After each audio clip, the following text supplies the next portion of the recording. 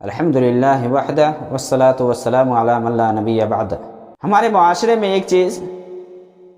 ابھی عام ہے کہ نسب چینج کرنے کا سسٹم، نسب کو چینج کیا جاتا ہے، جس کا جو باپ ہے اس کی طرف وہ بچہ منسوب نہ ہو کر کے کسی اور کی طرف منسوب ہوتا ہے، اور یہ اصل میں غیروں کی طرف سے آیا ہے۔ غیروں کی دیکھا دیکھی ہمارے معاشرے میں بھی یہ چیز آ گئی ہے، حالانکہ یہ دور جاہلیت میں بھی تھی یہ چیز اور اس کا وجود تھا۔ اب دیکھیں نبی صلی اللہ علیہ وسلم کے دور میں بھی جیسے لیپالک کا معاملہ ہے، منہ بولا بیٹا کے سلسلے میں، کہ لوگ دوسرے کو گود لے لیتے تو اسی کی طرف وہ منسوب ہونے لگتے، یا وہ بچہ اسی آدمی کی طرف منسوب ہونے لگتا جس نے اس کی پرورش کی ہے یا جس نے اس کا دیکھ بھال کیا ہے، اسی کی طرف منسوب ہونے لگتا۔ نبی صلی اللہ علیہ وسلم کے یہاں بھی ایک غلام آیا، اللہ کے نبی صلی اللہ علیہ وسلم نے اس کی پرورش کی تو لوگ محمد کا بیٹا کہہ کر کے اس کو پکارنے لگے، تو اللہ رب العالمین نے حکم اتارا اور یہ بتلایا کہ یہ درست نہیں ہے، اور یہ فرمایا ادعوہم لآبائہم ھو اقسط عند اللہ، کہ ان کو ان کے اپنے باپ کے ناموں سے بلاؤ، اور یہی اللہ رب العالمین کے نزدیک انصاف کی بات ہے کہ جس کا بیٹا ہے اس کی طرف وہ منسوب ہو، کسی اور کی طرف منسوب نہ ہو۔ ہمارے معاشرے میں گود لینے کا یہ رواج ہے۔ دیکھیے پرورش کرنا، دیکھ بھال کرنا وہ الگ بات ہے، لیکن بالکل شریعت کے خلاف کام ہوتا ہے۔ ایک تو ہے کہ وہ بچہ جو اس کا باپ نہیں ہے اس کی طرف وہ منسوب ہوتا ہے، اسی طرح سے جو عورت اس کی ماں نہیں ہے اس بچے کے جوان ہونے کے باوجود بھی اسے وہ پردہ نہیں کرتی ہے، اس کو جائیداد میں وارث بنا دیا جاتا ہے۔ یہ سب خلاف شریعت ہے، یہ اللہ نے جو قانون اتارا ہے اس قانون کے خلاف ہے یہ، کیونکہ وہ نہ وارث ہو سکتا ہے یا نہ اس عورت کے لیے وہ محرم بن سکتا ہے، اور اسی طرح نہ وہ اپنے دوسرے آدمی کی طرف باپ کی طرف منسوب ہو سکتا ہے۔ تو اسلام نے شریعت اتار دیا ہے، بتلا دیا ہے۔ دوسرے کی طرف اپنے آپ کو منسوب کرنا یہ اسلام میں حرام ہے، منع ہے۔ اس لیے اللہ رب العالمین نے فرمایا وَادْعُوهُمْ لِآبَائِهِمْ هُوَ أَقْسَطُ عِندَ اللَّهِ، کہ جو بچہ جس کا ہے اسی کی طرف اس کو منسوب کرو، اسی کے نام سے بلاؤ۔ فَإِن لَّمْ تَعْلَمُوا فَإِخْوَانُكُمْ فِي الدِّينِ، اگر تم ان کے باپ کے نام نہیں جانتے ہو تو تمہارا دینی بھائی ہے، دینی بھائی کہہ کر کے بلاؤ، چاہے یہ لڑکا کا معاملہ ہو چاہے لڑکی کا معاملہ ہو۔ یہ اسلام کا ایک نظام ہے۔ اسی لیے اللہ رب العالمین نے فرمایا کہ وَمَا جَعَلَ أَدْعِيَاءَكُمْ أَبْنَاءَكُمْ، کہ تمہارے جو یہ لیپالک ہیں، منہ بولے ہیں، یہ تمہارے اپنے بیٹے نہیں ہیں، یہ تمہارے بیٹے نہیں ہیں، اور تم جو ان کو بیٹا کہتے ہو یہ تمہارے اپنے منہ کی بات ہے، یہ اللہ کا حکم نہیں، یہ تمہارے بیٹے نہیں ہو سکتے، یہ تمہاری اولاد نہیں ہو سکتی۔ اس لیے جو اولاد ہے اس کو اپنا اولاد جانو یا اپنی طرف منسوب کرو، جو تمہاری اولاد نہیں ہے، کسی اور کی اولاد ہے، کسی اور کا بیٹا ہے، کسی اور کی بیٹی ہے، تو اس کو اپنی طرف منسوب مت کرو۔ دوسرے کی طرف منسوب کرنا، یا کوئی آدمی کسی اور کو اپنا باپ بنا لیتا ہے تو یہ اسلام میں حرام ہے، بلکہ اس کو کفر تک کہا گیا ہے۔ ہاں یہ اور بات ہے کہ یہاں کفر سے مراد یہ کفر اکبر نہیں ہے، اس سے انسان اسلام سے نہیں نکلتا ہے، لیکن یہ کبیرہ گناہوں میں سے ایک گناہ ہے اور یہ کفر اصغر ہے، اس سے انسان اسلام سے نہیں نکلتا، لیکن یہ ناشکری والی بات ہو جاتی ہے۔ جو باپ نہیں ہے اس کو اپنا باپ بنائے، اس کو باپ کا درجہ دیا جائے۔ قرآن کریم کے علاوہ بہت ساری احادیث ہے جس میں دوسرے کی طرف نسبت کرنے والے کے حوالے سے وعید سنائی گئی ہے، اور وعید کا مژدہ بتلایا گیا ہے کہ جو اپنے آپ کو کسی اور کی طرف منسوب کرتا ہے اور جانتے اور بوجھتے ہوئے کہ میرا وہ باپ نہیں ہے پھر بھی اس کو اپنے باپ کہتا ہے، اس کی طرف وہ منسوب ہوتا ہے، تو یہ حرام ہے۔ اللہ کے نبی صلی اللہ علیہ وسلم کی حدیث ابو ذر رضی اللہ تعالی عنہ سے صحیح بخاری اور مسلم میں کہ جو بھی آدمی لیس من رجل ادعا لغیر ابیہ وہو یعلمہ، کہ جو آدمی کسی ایسے آدمی کی طرف اپنے آپ کو منسوب کرے جو اس کا باپ نہیں ہے اور وہ جانتے ہوئے ایسا کرے، الا کفر، تو اس نے کفر کیا۔ ومن ادعا قوما لیس له فیہم فلیتبوأ مقعدہ من النار، کہ کوئی آدمی اگر یہ دعویٰ کرے، یہ کہے کہ میں فلاں قبیلے سے ہوں، حالانکہ وہ اس قبیلے سے نہیں ہے، تو آپ صلی اللہ علیہ وسلم نے فرمایا کہ اسے چاہیے کہ وہ اپنا ٹھکانہ جہنم بنا لے۔ فَلْيَتَبَوَّأْ مَقْعَدَهُ مِنَ النَّارِ، اللہ کے نبی صلی اللہ علیہ وسلم کی زبانی یہ خبر دے دیا گیا، یہ بتلا دیا گیا کہ کوئی بھی آدمی اپنے باپ کے علاوہ دوسرے کی طرف اپنے آپ کو منسوب کرتا ہے یا دوسرے کو اپنا باپ سمجھتا ہے اور وہ جانتا بھی ہے کہ میرا باپ نہیں، پھر بھی اسے اپنے باپ سمجھ کر کے اس کی طرف منسوب ہوتا ہے، تو اس نے کفر کیا۔ اور جو بھی آدمی کسی ایسے قبیلے سے اپنے آپ کو جوڑا جس قبیلے سے اس کا تعلق نہیں ہے، تو اس کے اوپر اس سے چاہیے کہ وہ اپنا ٹھکانہ جہنم میں بنا لے۔ اس حدیث سے پتہ چلتا ہے کہ کوئی مرد یا کوئی عورت نہ تو قبیلہ چینج کرے اور نہ تو اپنے باپ کے علاوہ کسی اور کی طرف منسوب کرے۔ اللہ کے نبی صلی اللہ علیہ وسلم کی اور بھی حدیث ہے، اللہ کے نبی صلی اللہ علیہ وسلم نے فرمایا من ادعا الی غیر ابیہ او انتمى الی غیر موالیہ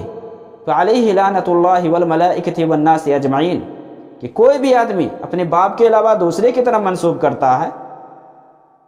یا کوئی غلام اپنے مالک کے علاوہ جس نے اسے آزاد کیا دوسرے کی طرف اپنے آپ کو وہ منسوب کرتا ہے،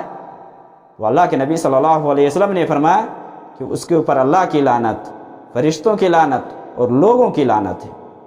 اسی طرح نبی صلی اللہ علیہ وسلم کی حدیث ابن ماجہ میں ہے من انتسب الی غیر ابیہ او تولی غیر موالیہ فعلیہ لعنۃ اللہ والملائکۃ والناس اجمعین، کہ جس نے اپنے باپ کے علاوہ کسی دوسرے کی طرف منسوب کیا یا اپنے مالک کے علاوہ کسی دوسرے کی طرف منسوب کیا، تو اس کے اوپر اللہ کی، فرشتوں کی اور انسانوں کی لعنت ہے۔ اللہ کے نبی صلی اللہ علیہ وسلم سے جو یہ حدیث یہ بالکل واضح ہے کہ نسب چینج کرنا یہ حرام ہے، یہ منع ہے اسلام میں، اور اسی لیے اسلام نے نسل کو برقرار رکھنے کے لیے حرام کاری سے روکا ہے کہ کوئی عورت اپنے شوہر کے علاوہ کسی دوسرے مرد سے جا کر کے نہ ملے۔ اور اسی لیے ایک عورت کو بیک وقت میں 2 مرد یا 3 مرد یا 4 مردوں سے شادی کی اجازت نہیں ہے، کہ اگر ایک وقت میں 2 مرد اس سے ملے، اس کے پیٹ میں اگر بچہ ہو جائے تو یہ کس کا بچہ کہلائے گا؟ نہیں کہلائے گا۔ اس لیے اسلام نے اسے روک دیا ہے کہ نسل خلط ملط نہ ہو جائے، مل نہ جائے۔ جو لوگ نسل کو خلط ملط کرتے ہیں، کچھ ادھر سے لیتے ہیں ادھر سے لیتے ہیں، اس کو ڈرنا چاہیے، یہ حرام ہے اسلام میں۔ آپ صلی اللہ علیہ وسلم کی حدیث ہے لا ترغبوا عن آبائکم فمن رغب عن ابیہ فہو کفر، کہ اپنے باپوں سے بے نیاز مت ہو جاؤ، یعنی جو اپنے باپ ہے اس باپ کو مت چھوڑ کر کے دوسرے کی طرف ہو جاؤ، ایسا مت کرو، کیونکہ جو بھی ایسا کرتا ہے اپنے باپ کو بھول جاتا ہے، اپنے باپ کی طرف منسوب نہیں کرتا ہے، کسی اور کو اپنا باپ جان کر کے اس کی طرف منسوب کرتا ہے، تو اس نے کفر کیا، یہ کفر ہے۔ اور کفر سے مراد میں پہلے کہا کہ اسے اسلام سے نہیں نکلتا، البتہ یہ کام منع ہے۔ اسلام میں دیکھ لیں کہ اسلام میں نسب کو برقرار رکھنے کے لیے آپ دیکھیں گے حدیث کے اندر اللہ کے نبی صلی اللہ علیہ وسلم نے یہ فرمایا کہ قیامت کے دن ہر غداری کرنے والے کے لیے ایک جھنڈا نصب کیا جائے گا اور کہا جائے گا ہذہ غدرۃ فلان، یعنی باپ کے نام لے کر کے بلایا جائے گا، باپ کی طرف وہ منسوب ہوگا، باپ کا نام لیا جائے گا کہ فلاں غداری کرنے والے کا جھنڈا ہے، یعنی فلاں کا جھنڈا ہے۔ یہ ابھی کے دور میں جو سب سے بڑا مسئلہ بن رہا ہے وہ یہ ہے کہ لڑکیاں شادی کرنے کے بعد باپ سے تعلق ہٹا کر کے شوہر سے جوڑتی ہیں، شوہر سے نسبت اب جوڑنا شروع کر دیتی ہے اور یہ سمجھتی ہے کہ ہم شوہر سے بہت زیادہ محبت کرتے ہیں، اس لیے باپ کا نام ہٹا کر کے شوہر کا نام اب جوڑتی ہیں۔ دیکھیے، محبت کریں، آپ جتنی محبت کرنی ہو شوہر سے آپ محبت کریں، لیکن اللہ اور اس کے رسول سے بڑھ کر نہ ہو۔ شوہر سے آپ محبت کریں، لیکن محبت میں نسب کو آپ خلط ملط نہ کریں اور چینج کرنے کی کوشش نہ کریں۔ اگر آپ کو اپنے شوہر کے نام لکھنے ہیں تو آپ وہاں واضح کر دیں کہ میں ان کی بیوی ہوں یا یہ میرے شوہر ہیں۔ اس لیے ابھی کے دور میں ایک جو تسلسل ہے، دو اسموں کے درمیان، دو ناموں کے درمیان میں جو ایک چیز ہے اس کو ہٹا دیا گیا ہے۔ ابن یا بنت کا جو لفظ آتا ہے اسے ہٹا دیا جاتا ہے۔ زینب بنت فلاں کے بجائے زینب فلاں، عائشہ فلاں، مریم فلاں، اس حساب سے لکھا جاتا ہے۔ اب آدمی شک میں پڑ جاتا ہے کہ یہ اس کی بیوی ہے یا بیٹی ہے یا کیا ہے، وہی پتہ نہیں چلتا ہے۔ اس لیے اسلام میں آپ دیکھیں گے، قرآن میں بھی اللہ نے فرمایا وہ مریم ابنت عمران اللتی، یعنی بیٹی کے نام کے ساتھ باپ بنت لایا ہے تاکہ آدمی ڈائریکٹ سمجھ جائے کہ فلاں کی بیٹی ہے یا فلاں اس کا باپ ہے۔ بیٹا کا معاملہ بیٹا ہے تو وہاں ابن کا اضافہ کرے کہ فلاں ابن فلاں، بات بالکل واضح، یہاں دھوکہ کوئی نہیں کھائے گا۔ لیکن اگر بیچ سے کوئی آدمی ابن یا بنت کا لفظ ہٹا کر کے، بیٹا یا بیٹی کا لفظ ہٹا کر کے نام جوڑ لیتا ہے تو یہاں لوگ دھوکہ کھانے لگتا ہے۔ اس لیے بہت سارے لوگ یہ کہتے رہتے ہیں کہ بھائی یہ اس کی بیٹی ہے، اس سے شادی کرنی چاہیے، پیغام بھیجتے ہیں، پتہ چلتا ہے کہ نہیں یہ بیٹی نہیں بیوی ہے یہ۔ تو اس طرح سے دھوکہ مت کھائیں۔ آپ کو اگر لکھنا ہی ہے تو اپنے نام کے ساتھ اگر آپ شوہر کا نام جوڑنا چاہتی ہیں، شوہر کا نام لکھنا چاہتی ہیں، تو وہاں آپ لکھیں کہ مریم زوجہ فلاں یا مریم فلاں کی بیوی ہے یا فلاں مریم کا شوہر ہے۔ اس حساب سے آپ لکھیں تاکہ سامنے والے کو دھوکہ نہ ہو، دھوکہ نہ ہو۔ اور قرآن کریم کے اندر بھی آپ دیکھیں گے تو اللہ رب العالمین نے اس کا ذکر کیا ہے۔ امرأۃ نوح لایا ہے، امرأۃ لوط آیا ہے، امرأۃ فرعون آیا ہے۔ اب دیکھ لیں کہ فرعون کی بیوی، نوح کی بیوی، لوط کی بیوی، یہاں ذکر کر دیا اللہ رب العالمین نے، یہاں کوئی دھوکہ نہیں کھائے گا۔ اس لیے ایک لڑکی اگر پسند کرتی ہے اپنے نام کے ساتھ شوہر کا نام لائے یا شوہر کا نام لکھے تو واضح کر دے کہ میں ان کی بیوی ہوں، لکھ دیں یہاں، اور یہ شرم کی کوئی بات نہیں ہے۔ اس لیے دوسرے کو دھوکہ دینا یہ اچھی بات نہیں ہے، اور اس میں لڑکیاں آج کل بہت دلچسپی لے رہی ہیں، لوگوں کو پتہ نہیں چل پاتا ہے کہ یہ اس کا کون ہے نہیں ہے۔ اس لیے آپ باپ کی طرف نسبت کریں۔ آپ نبی صلی اللہ علیہ وسلم کی زندگی کو لے لیں، اللہ کے نبی صلی اللہ علیہ وسلم کی بیویوں میں سے بعض ایسی بھی تھی کہ جن کے باپ اسلام نہیں لائے، لیکن پھر بھی اللہ کے نبی صلی اللہ علیہ وسلم نے ان کے قبیلہ کو نہیں چینج کیا اور ان کے باپ کی طرف سے نسبت ہٹا کر کے اپنے طرف نہیں کیا، آپ نے اپنی جانب نہیں کیا۔ دیکھ لیں صحابیات اتنے اسلام لائی ہیں، اسلام لانے کے باوجود بھی اس کے باپ کفر پر تھے، لیکن پھر بھی انہوں نے اپنے باپ سے نسبت ہٹا کر کے اپنے شوہر کی طرف نہیں کیا ہے۔ تو ہمیں اس چیز کا خیال رکھنا چاہیے